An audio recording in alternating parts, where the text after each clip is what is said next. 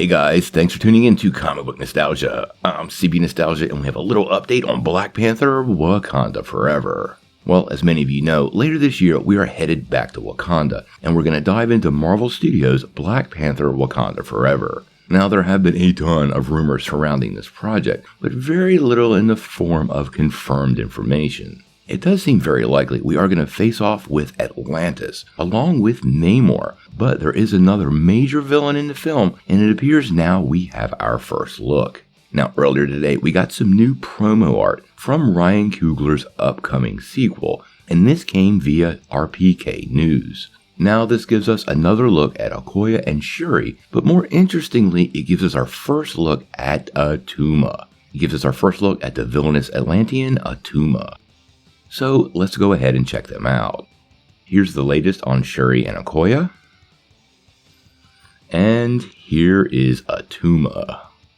Now in the comics, Attuma was a barbaric sort of warlord and a sworn enemy of Namor. He actually has shown up more recently in some of Marvel's animated features, and he is absolutely a formidable warrior, and he is a little deranged and believes himself to be the prophesied conqueror of the Atlantean Empire. Based on this design, he seems to be pretty comic accurate, with most of his costume being refitted to that more Aztec mind style that we've been hearing the origin of Atlantis will be based on. Now, not only does this confirm Attuma's involvement in Wakanda Forever, but it is a pretty good indicator that Namor and other Atlantean characters will indeed be part of this film. I have seen several leaked photos of the upcoming project, and I don't want to give too much away, but most of people's expectations about Tenoch Huerta are going to turn out to be true, and he does look visually stunning.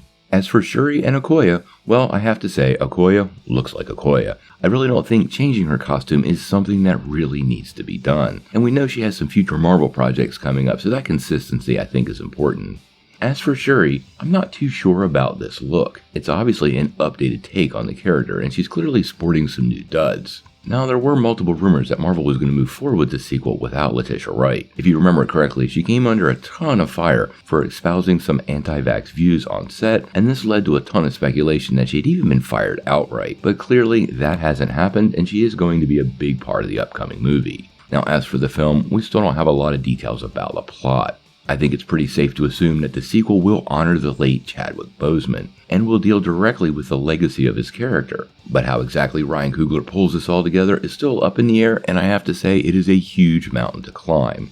Now, Wakanda Forever is set to hit theaters on November the 11th of this year, so it's only about 4 months away. I expect as we approach the 90-day mark, we're going to finally start seeing promotional material and trailers, and I do think that Comic-Con will be the first place we see this, but we'll have to wait and see. Obviously, we're going to follow Wakanda Forever really close on this channel. If you want to keep up with all the news, rumors, and updates, make sure you hit that like and subscribe button. But until then, what do you guys think? What do you think of these two pieces of promotional art for the upcoming Black Panther sequel? And how do you feel about some confirmation that Attuma is indeed one of the villains of the film? I have to say, as a Namor fan, I am excited about Attuma coming to life. Tell me what you think in the comments below.